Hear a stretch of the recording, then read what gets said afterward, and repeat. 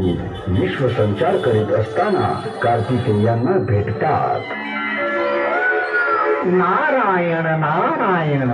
कुमार कार्तिकेय, पृथ्वी परिक्रमेच्या या प्रतियोगितेत विजय तुमचाच होणार हे निश्चित. असे का म्हणत आहात देवर्षी नारद? त्यात काय आहे? अहो, कुठे तुमचा मयूर वाहनाचा वायुवेग आणि कुठे लंबोदराच्या मूषक वाहनाचा वेग. त्यामुळं नारायण नारायण. तरीही श्री गणेशाचाच विजय व्हावा अशी माझी इच्छा आहे. हा, नारायण नारायण नारायण.